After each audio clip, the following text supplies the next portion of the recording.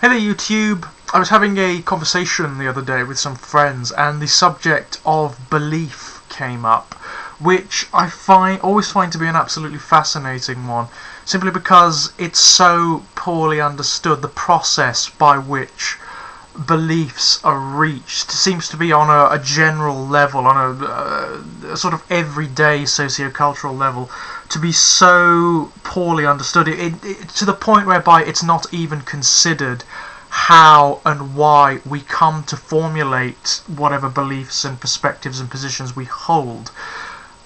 We simply accept that we do think or feel or believe this for whatever reason.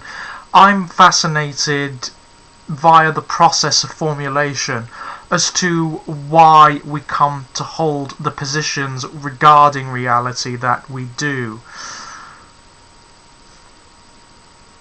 Now, personally speaking, I consciously attempt to keep any beliefs or positions that I might hold protean. I think that certainty in any way, shape or form is misguided. I think it is a product of fear more than anything else. It is this desire for narrowness and simplicity. It's the desire to synthesize reality down to a digestible level whereby it comes in very definite chunks, something that we can digest and comprehend absolutely and therefore control. Therefore the application of certainties to reality really doesn't sit very well with me at all, especially considering that ultimately what we refer to as reality is such a flimsy concept. Try and find a standardized definition of reality. You won't find one. It differs depending on where you go, what source you go to, because the definition of reality relies so much upon the individual's prejudices, preconceptions, desires. We experience the assumption of reality via our senses, which is then interpreted via our brains and filtered through the net of our prejudices, our preconceptions, our agendas, our desires, our dreads, the very particular factors that inform our sense of self and consciousness. Therefore, every individual's experience of reality and every individual's reality is different. Although there might be certain commonalities that we can identify, even those commonalities will differ in various different ways depending upon whatever symbolic or metaphorical freight they carry. As a result of experience and conditioning and so many different factors, it's impossible to determine indeed whether we do exist in a state of common reality, because there is nothing against, or to define what reality is, because there is nothing to measure reality against. It's not as if you can take this state which we call reality and this state which we don't and compare them. And because our preconceptions of reality are determined by our sensory input and the aforementioned net of factors via which we interpret that information, and that is our only measure of reality, we can't be certain of anything, because we know that the sensory information, even within what we call reality, that sensory information can be illusory, it can be created, it can be hallucinated, it can be virtual representations of it can be created via, for example, the experience of psychological trauma, trauma to the brain, a state of intoxication, chemical imbalances, and so on and so forth. So much of what we call reality is dependent upon our internal states. In fact, I'd argue almost everything that we experience in reality is dependent upon our internal states. Terry Pratchett put it really well, actually, in one of his Discworld books. Terry Pratchett states in one of the Discworld books, I can't quite remember which one it is, that human beings don't operate within reality. What they operate within are worlds that orbit their own heads. And I think it's Death that says it. And he's absolutely right insofar as I can see. All we can do is determine what position we hold at this moment in time, given the information we are privy to and how far we can assess it, dependent upon our whatever intellectual and emotional schemas we currently have, which are ever evolving. It's entirely possible that there are factors of reality that are perfectly common, but which humanity has never experienced, simply because humanity is such a short-lived species at the moment, or because we can't reach very far into reality. All we know of reality, of what we call reality, is here on this planet, which is just one within a universe that's so monstrously vast that it defies comprehension, or easy comprehension. And so the process by which we formulate belief, which is, it's not certainty. Belief by its very nature is not certainty. It is ideas about reality. The process by which we reach them is of paramount interest to me, and should be of paramount interest to everyone. It should be step one in education. The first thing that we go to before we start teaching specifics about anything, about English, about history, about science, about anything. That's the first thing we should do. We should try to teach children what thought is, what feelings are, and how they are the means by which we interpret reality. And I assure you, if we did that, we would have a higher standard of human being. Our cultures would be better for it. Ourselves, the individual self, would be better for it, because it would instantaneously plant seeds of curiosity and of uncertainty in human beings that they would grow up with. They would start interpreting reality in a very different ways from which we are currently conditioned to do so. The idiot certainties with which we are programmed from the first instance, the assumptions of education, for example, that come from both our parents, from schools, and from wider culture, that one should be educated in these very specific things because. The thing is, children ask the question, a question that every teacher in existence has been asked is, why should I learn this? And it's not an easy one to answer, because a lot of the time there isn't a good reason beyond, oh, well, if you don't learn this, you won't get the grade, then you won't get a good job, which is a lie. It's an absolute lie to children.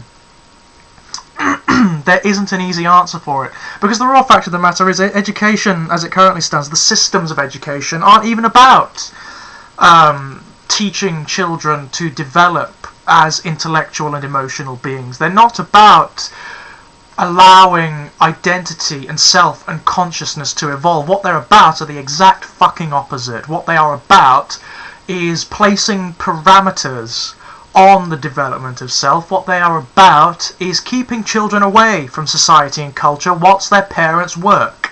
That's all they are at the moment. Mainstream schools are prisons for children until they reach a point whereby they can go out and earn and pay taxes. That is basically it in this culture.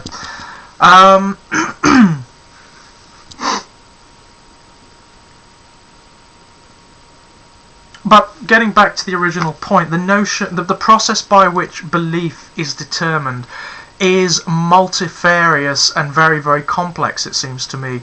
We develop beliefs. The belief is something which develops on the fulcrum between the assumption of external reality, which is only an assumption, and the interpretation of the mind that is interacting with it. So that there's that point, the middle point, which is where interpretation occurs, and then there is the consciousness, the self, which may also be an assumption.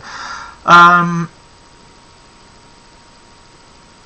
the manner in which belief coalesces and manifests is very, very complicated. It is dependent upon as I already mentioned, the preconceptions of that consciousness, the parameters of its intellectual and emotional contexts, which will necessarily be limited based upon its experiences,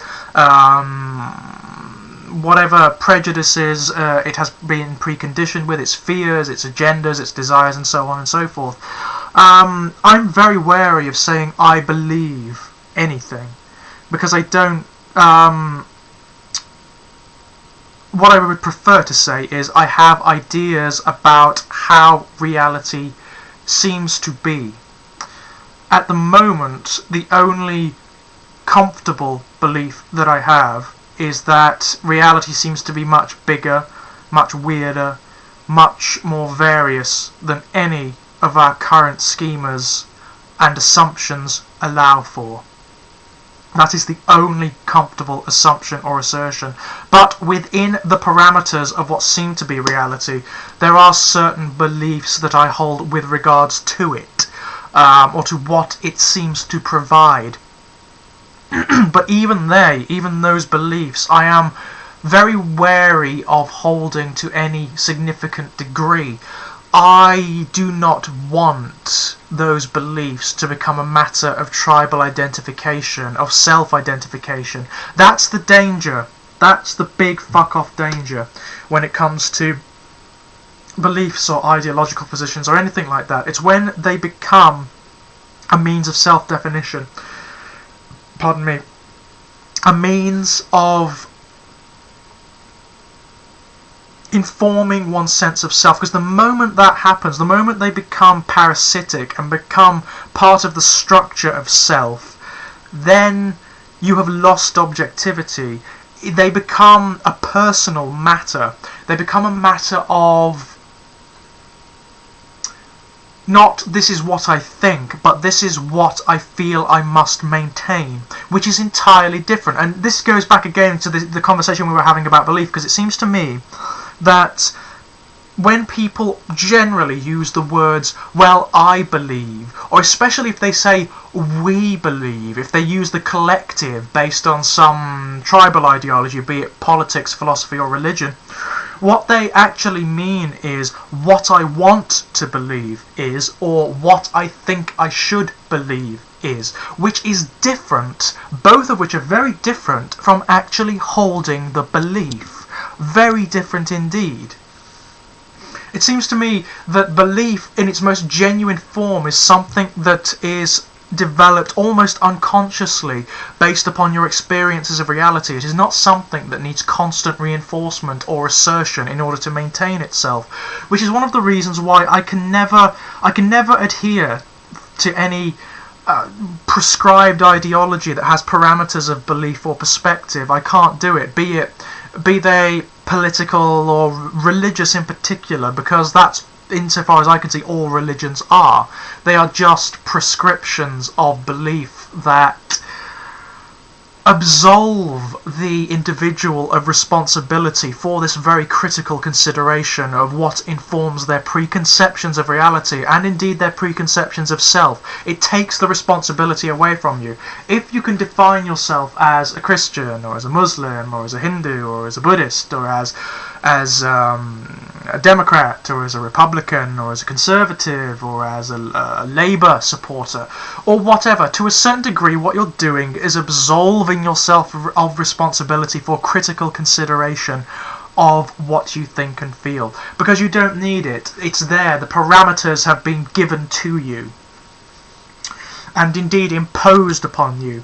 And as long as those walls are there, you can just allow thought to flow down them, down the pre-established channels. And I find that illegitimate. I find it illegitimate on a number of levels. I find it cowardly, for one thing. I think that it synthesizes reality, or the assumption of reality, to such a degree that it becomes cartoonish. And it also breeds an incredible sense of contempt and frustration and neurosis when reality does not conform to whatever the prescribed ideology requires of it. Which it always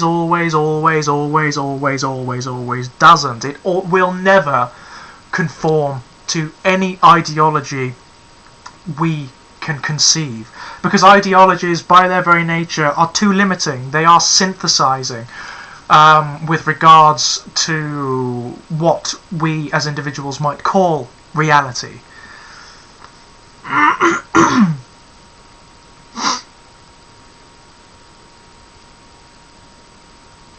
It is, in many respects, the most important thing one can ever consider. Why do you think what you think? Why do you feel what you feel? When you are presented with a particular experience, with a sensation, with an image or an action, why do you have the reaction to it that you do? What informs it? Is it factors with regards to your upbringing, your experiences in your formative years? Is it something more innate? Are there biological reactions going on here? And what makes the reaction legitimate? Is it intellectually legitimate? Is it emotionally legitimate? Or is it just knee-jerk? I mean, this has application for so many factors of human culture and experience and existence.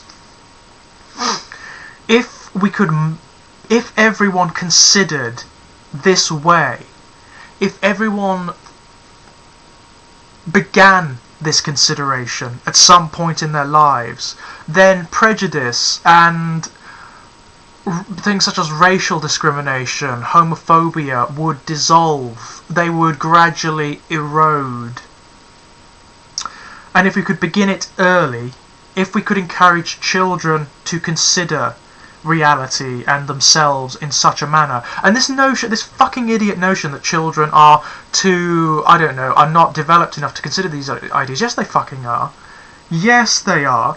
The people who think that are people who don't remember what it's like to be a child. I do. For some reason, I remember being a child, and I remember the continuum of existence from that point. I can remember very specific things. Maybe that's an illusion on my part, who knows?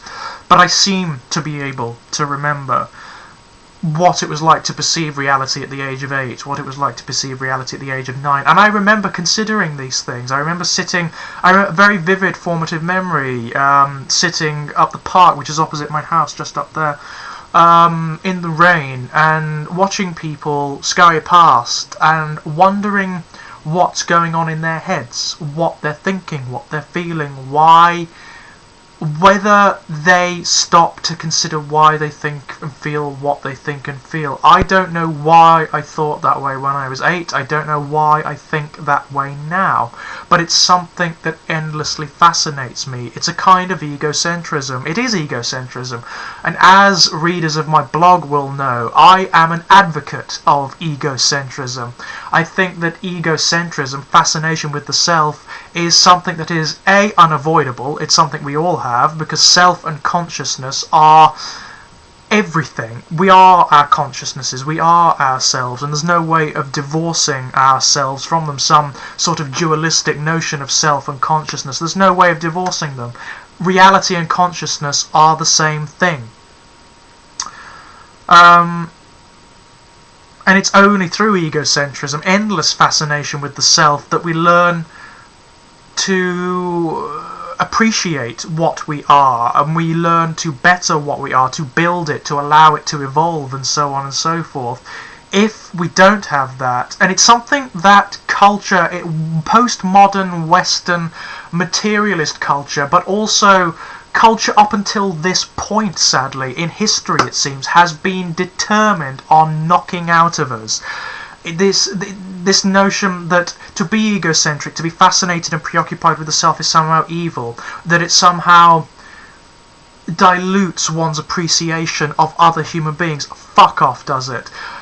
You can only appreciate the individual poetry of every human being when you can learn to appreciate the individual poetry of yourself.